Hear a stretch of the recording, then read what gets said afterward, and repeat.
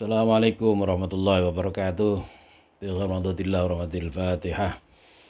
A'udzubillahi minasyaitonir rajim. Bismillahirrahmanirrahim. Alhamdulillahirabbil alamin. Arrahmanir rahim. Maliki yaumiddin.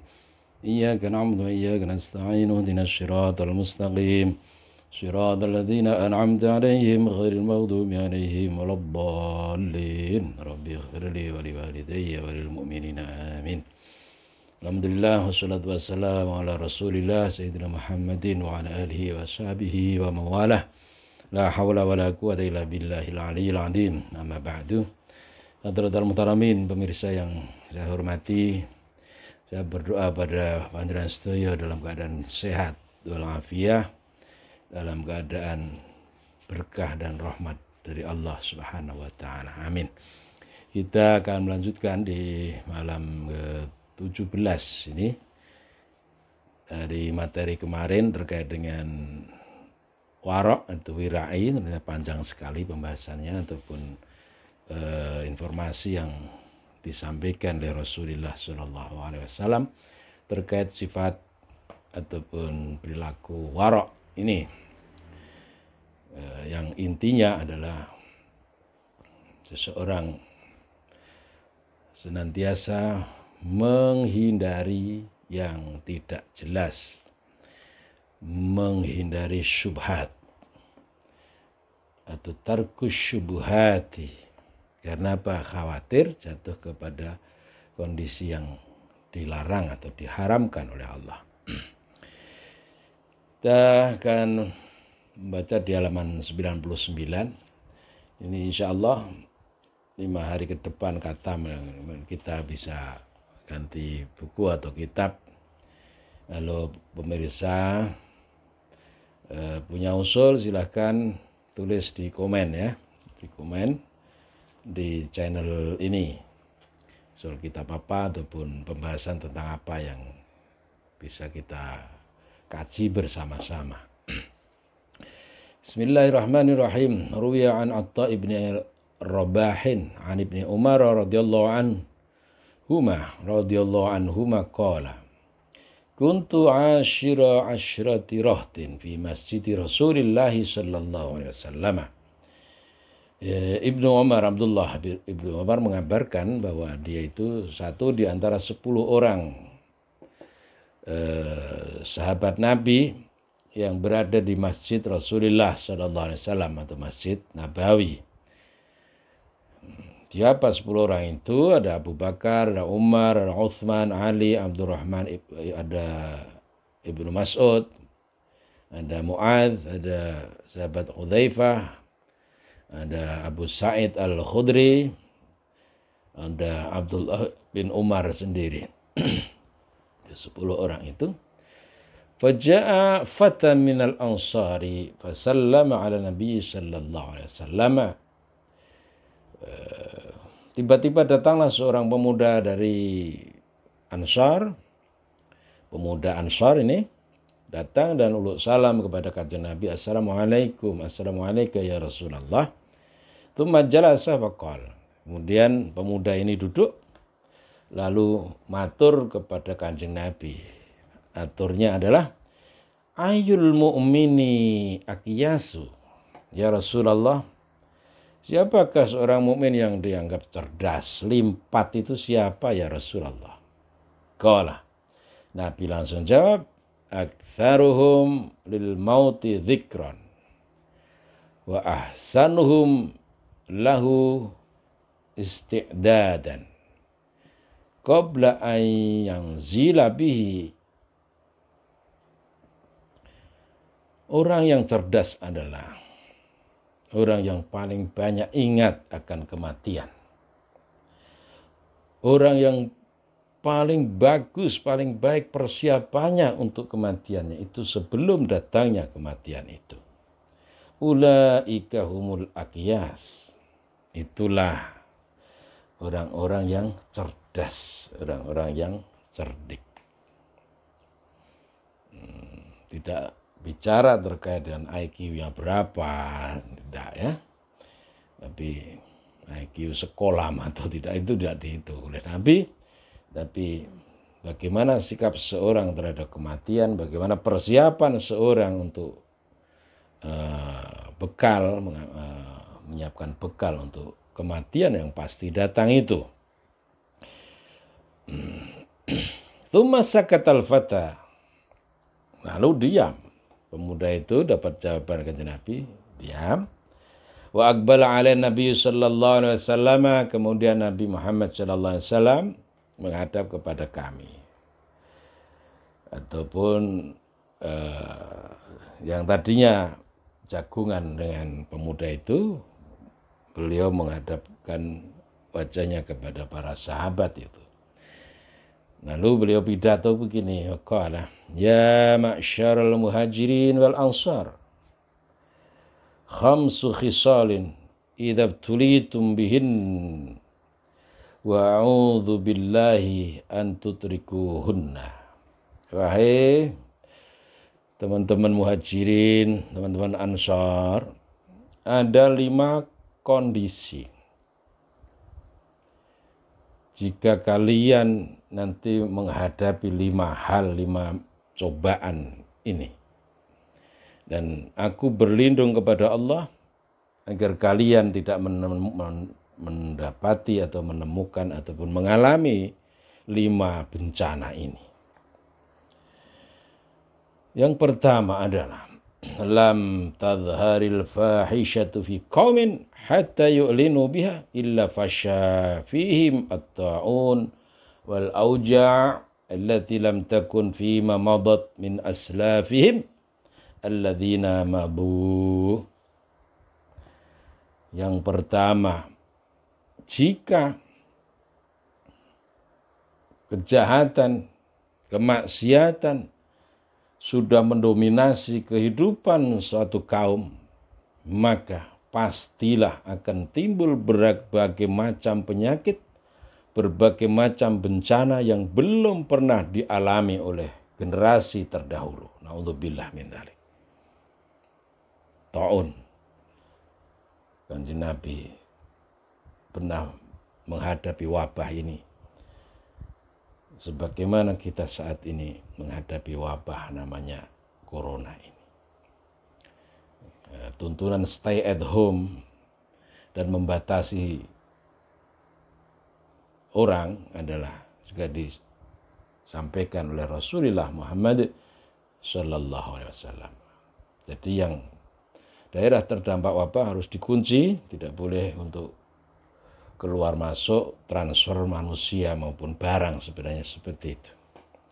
Itu tidak pernah dilakukan oleh Kanjeng Nabi. Itu pengendalian wabah itu harus memang diputus mata rantai wabah atau virus itu. Dan pemerintah saat ini sedang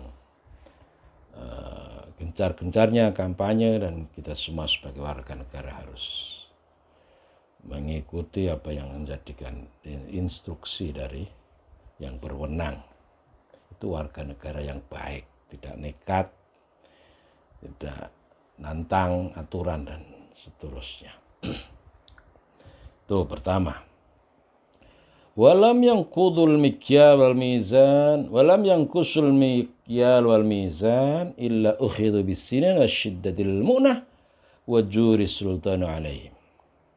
Yang kedua, ketika orang-orang sudah mengurangi takaran dan timbangan, mengurangi ukuran-ukuran dalam jual beli, dalam muamalah, termasuk perbuatan-perbuatan korupsi tentu saja, maka apa yang akan terjadi, saudara-saudaraku, illa ukhidhu bisinin wa syiddatil mu'nah, akan ditimpakan dengan paceklik, dengan cobaan yang berat, kehidupan yang berat, wajuri sultan, dan akan dikuasai oleh penguasa yang zalim. Ini. Apalagi ketika masyarakat sudah mengenal yang namanya suap, menganggap biasa apa yang dinamakan riswah dan seterusnya. Artinya apa? Untuk penghapusan korupsi ini semua lini harus bermain. Rakyat sebagai yang dilayani harus tegas, tidak memberikan gratifikasi misalnya. Penguasa yang mempunyai kekuasaan tidak menerima gratifikasi ataupun melakukan pungli, pungutan liar dan seterusnya. Ketika itu semua kompak dilakukan, maka insya Allah kita semua terhindar dari bencana-bencana yang disampaikan oleh Rasulullah sallallahu alaihi wasallam. Kemudian walam yamna'u zakata amwalihim illa muniwal qadra minas sama'i walaula al-bahaimu lam yumtaru. Ketika orang-orang mampu, orang-orang kaya yang sampai batas nisab tidak mau lagi membayar zakatnya, tidak peduli lagi terhadap harta yang dia miliki, ada hak yang harus ditunaikan berupa zakat, mereka enggan membayar zakat. Maka ancamannya adalah tidak akan ada setetes air hujan pun bagi masyarakat atau kaum itu. Jadi yang mendapatkan akibat dampak bukan hanya yang tidak membayar zakat, tapi masyarakat yang seharusnya mendapatkan bagian zakat karena masuk asnaf yang 8 itu merasakan akibat atau dampaknya. Kekeringan tidak hanya di rumah orang yang tidak zakat tadi, tapi menimpa kepada semua orang. Na'udzubillah min dzalik. Sekarang masih ada hujan. Walaulal bahaim lam yumtar. Ketika masih didapati hujan turun, itu sebenarnya bukan jatah manusia, tetapi jatah bahaim, jatah para hewan ternak, termasuk kucing, termasuk sapi, lembu, kambing, dan seterusnya. Walaulal bahaim lam yumtar. Ketika tidak ada hewan-hewan itu, tidak ada ternak-ternak itu, lam yumtaru, mereka tidak akan diberikan hujan oleh Allah Subhanahu wa taala. Astaghfirullah wa atubu ilaih. Masya Allah. Itu dampak dari udah meninggalkan perintah. Walam yanqudu ahdallah wa ahda Rasulillah sallallahu alaihi wasallam illa sallatallahu alaihim aduwahum min ghairihim. Ketika sebuah masyarakat, kelompok sudah tidak mempedulikan lagi hukum Allah, hukum Rasulullah sallallahu alaihi wasallam, perintah Allah, perintah Rasul sudah diabaikan, maka mereka akan dikuasai bangsa asing, mereka akan dikuasai orang lain, musuh akan menguasai mereka. Na'udzubillah min dzalik. Yang terakhir, wa ma taraka aimatum al-hukma bil kitabillahi ta'ala illa ja'ala ba'sahum bainahum. Ketika pemimpin pemegang kekuasaan sudah meninggalkan norma-norma agama, meninggalkan perintah-perintah Allah, ketetapan-ketetapan Allah, sunnah Rasulullah sallallahu alaihi wasallam, yang terjadi ja'ala ba'sahum bainahum. Cobaan bukan hanya dirasakan oleh pemimpin pejabat yang korup, yang amoral, tetapi akan ditimpakan pula kepada rakyatnya. Itulah pemirsa hadanallahu wa iyyakum. Dari wirai ini kita dituntun bagaimana membangun hablullah hablum minan nas. Secara vertikal horizontal kita membangun relasi yang baik. Bagaimana menjaga hak-hak Allah semampu kita, bagaimana menjaga hakul adami atau hak-hak manusia. Ketika hakul adami maka kita bicara bukan yang seagama saja, satu suku saja, tapi bersifat universal. Nilai-nilai kemanusiaan yang bersifat universal harus kita jaga semuanya. Ya Aliyu, wahai Ali, man an'amallahu alaihi fasyakara wabtalahu fasabara wa asa'a fastaghfara dakhalal jannah min ayyi babin sya'a.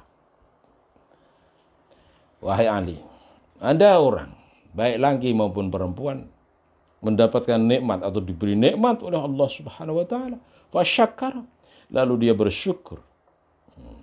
Tata cara syukur ada ya. Insyaallah kapan-kapan kita sampaikan. Dapat nikmat dia bersyukur. Wabtalahu fasabar, Allah mencobanya, memberikan cobaan bagi dia, fasabar, maka dia sabar. Wa asa'a, dia sadar telah melakukan kesalahan, fastaghfara, kemudian dia istighfar. Istighfar, astaghfirullahaladzim wa atubu ilaih. Orang yang mempunyai perilaku seperti itu, dakhalal jannah min ayyi babin syaa, dipersilahkan Allah masuk surga melalui pintu yang dia kehendaki. Masya Allah. Ketika ada nikmat, bersyukur. Ketika ada cobaan, bersabar. Ketika melakukan kesalahan, langsung istighfar. Masuklah ke surga min ayyi babin syaa, dari pintu manapun, bebas Anda masuk ke dalam surga yang penuh kenikmatan itu. Masya Allah. Enggak, Allahumma a'inna ala dzikrika wa syukrika wa husni ibadatik. Ada riwayat dari Wahab bin Munabbih ya, ini golong Israiliyat sebenarnya. Tapi ini sebagai targhib saya baca ya. Wahab bin Munabbih itu seorang pendeta. Wajadtu fit Taurati, aku dapati dalam kitab Taurat. Kitab Taurat itu kitabnya yang diberikan Allah pada Nabi Musa alaihissalam. Nabi Musa adalah Harun alaihissalam. Arba'ata asturin mutawaliyatin. Aku dapati di Taurat itu ada 4 baris yang sambung. Ahaduha, yang pertama adalah man qara'a kitab Allah fa dhanna an la yaghfira lahu fa huwa minal mustahzi'in bi ayatillahi ta'ala. Yang pertama adalah siapa telah membaca kitab Allah dan dia menduga bahwa Allah tidak akan mengampuni dosa-dosa dia, fa huwa minal mustahzi'in. Ini adalah termasuk golongan orang-orang yang menghina kepada Allah Subhanahu wa taala. Tuh satu. Kita harus punya dzan yang baik atau husnudzan bahwa Allah mengampuni kesalahan dan dosa kita. Itulah harus optimis kita. Optimis bahwa kita mempunyai Allah yang Ghafurun Rahimun. Tapi sifat pengampun dari Allah, sifat kasih sayang dari Allah itu jangan untuk modus sebagaimana Yai Barsesa yang digoda oleh Ifrit itu, nanti salah kedatian. Nah, yang kedua, tsani man tawadda'a li ghaniyyin li ghinahu faqad dzaba sulusadini. Siapapun yang patuh tunduk kepada orang kaya karena kekayaannya, maka dia telah kehilangan sepertiga dari agamanya. Sepertiga dari agamanya potol. Dia dosisnya masih 2/3. Masya Allah. Jadi dia tunduk patuh kepada orang karena kekayaannya. Bukan karena Allah, bukan karena ilmunya, bukan karena akhlaknya. Inilah saudara-saudaraku. Watsalits, materi ketiga yang ada di Taurat itu adalah man hazina ala ma fatahu sakhata qada'a rabbihi. Siapa yang merasa sedih, merasa galau karena kehilangan sesuatu, sekecil apapun yang hilang itu, seperti orang punya uang 100 juta, hilang 100.000, bingungi, padahal 100.000 rupiah dibanding 100 juta itu berapa persennya itu persennya. Tapi dia berdalih, ketika hilang 1 lembar 100.000, berarti uangku nggak genep 400 juta. Nah, inilah orang memandang harta itu seperti itu. Ketika sedih kehilangan suatu, dia berarti dia telah tidak ridha kepada ketetapan Allah Subhanahu wa taala. Masya Allah. Rabi' yang keempat, man syaka musibatahu inama yashkur rabbahu. Siapa yang kakek yang sebut terhadap musibah, terhadap cobaan yang dia alami, maka dia sebenarnya adalah telah sambat kepada Allah Subhanahu wa taala. Jadi syakautu itu mengadu. Syakautu ila waqi'isu ahifzi wa arsyadani ala tarkil ma'asi. Ya Syafi'i pernah matur kepada Imam Waqi', ya Waqi', kula matur konsultasi, kenapa hafalanku itu buruk sekali. Maka beliau memberikan resep. Arsyadani ila tarkil ma'asi. Tinggalkan maksiat. Jika hatimu akan bening, pikiranmu akan bening, otakmu cerdas. Utruk al-ma'asi.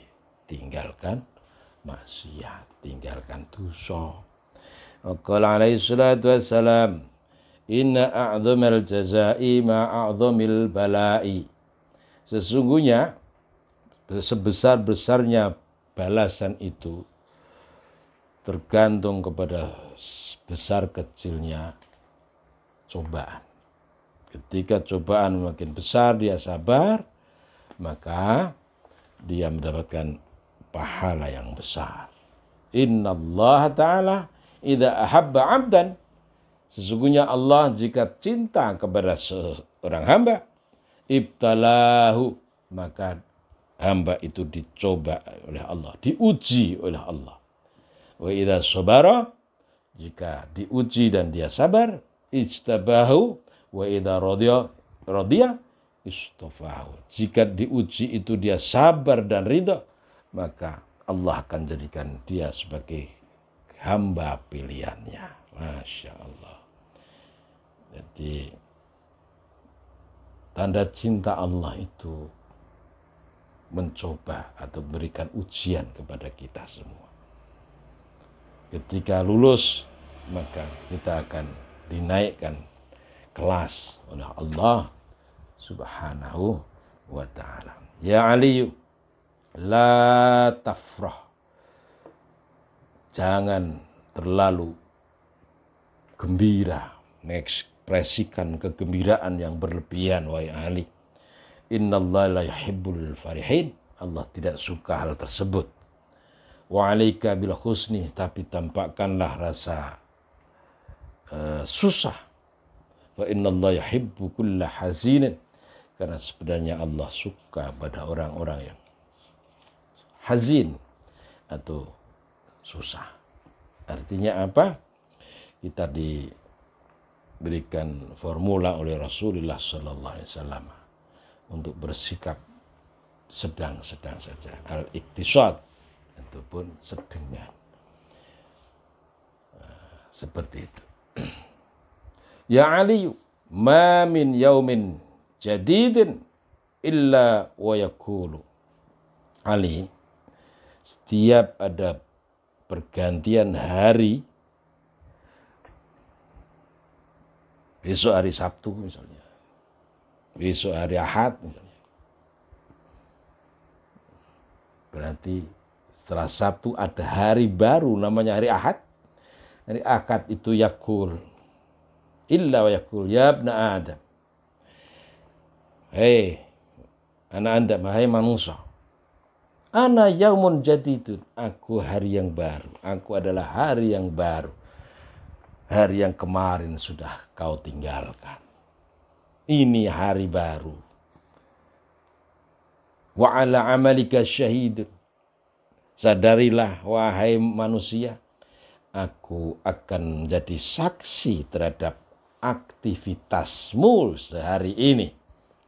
Fangzur madza taf'al. Oleh karena itu, perhatikan dengan seksama apa yang akan kau lakukan di hari ini. Ketika garis kehati-hatian ini kita pegangi setiap hari, Masya Allah, sahabat dan pemirsa, insya Allah kita akan dituntun oleh Rasulullah menuju ridho Allah Subhanahu wa Ta'ala. Kita sadar bahwa tiap hari berganti, hari itu akan menjadi saksi terhadap apa yang kita lakukan sepanjang hari 24 jam itu.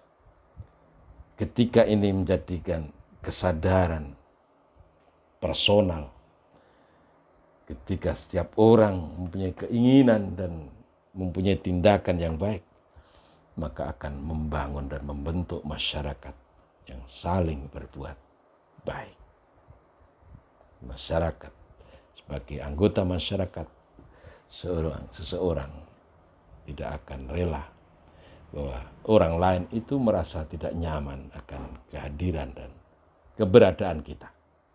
Inilah kesalingan yang harus kita bangun dalam membangun dan menciptakan masyarakat yang baldatun thayyibatun wa rabbun ghafur, masyarakat yang penuh keadilan, kedamaian, dan kenyamanan untuk bersama. Kita senang, nyaman, dan bahagia. Senang dan menyenangkan. Bahagia dan membahagiakan. Demikian. Wallahul muwaffiq ila aqwamit thoriq. Kita bersambung besok insyaallah. Assalamualaikum warahmatullahi wabarakatuh.